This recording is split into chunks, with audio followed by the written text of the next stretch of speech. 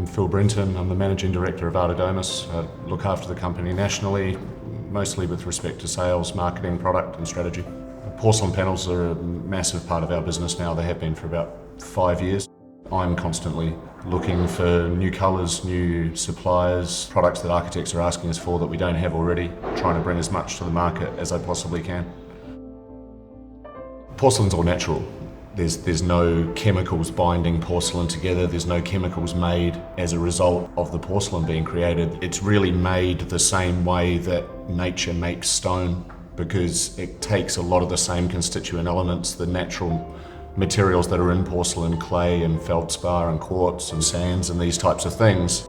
You know, they're crushed into a very fine powder, pressed together and fired at a very high temperature, which makes them completely homogeneous. It turns them into one mass.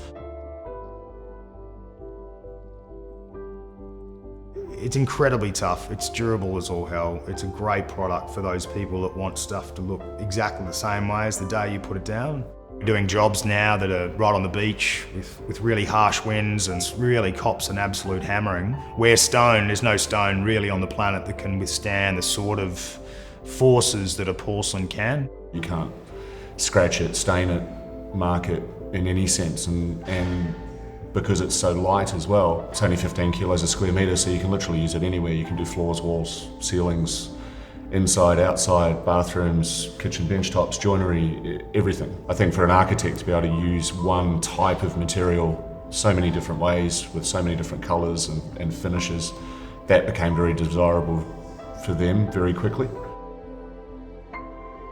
Porcelain panels can be very cost effective when you compare them, for example, to the natural stones that they sometimes replicate. A lot of the white marbles out of Italy now are phenomenally expensive, and our porcelain options can give people that aesthetic without having to spend an absolute fortune on it. It really is competitive with some of the more natural products out there on the market. And the best thing about porcelain is it's reliable.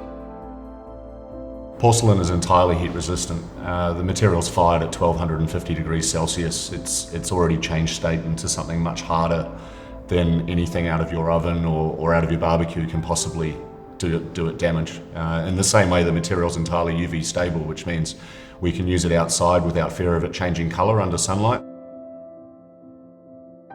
Porcelain doesn't need to be sealed because the manufacturing process deletes the porosity from the material and deletes the moisture from the material in entirety. So it has virtually zero porosity. It's very, very difficult to get it to take on any sort of stain of any description that's a liquid.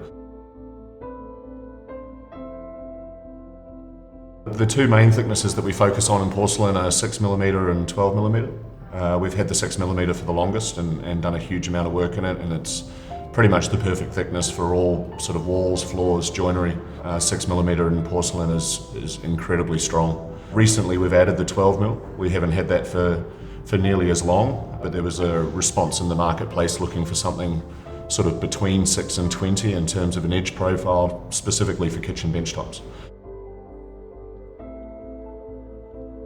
Everywhere in Australia we've got a very good list of installers, from very small projects right up to very large scale commercial projects, you know, big base build refurbishments, airport lounges, all of those types of things can be handled by large scale commercial installers all the way around in Australia.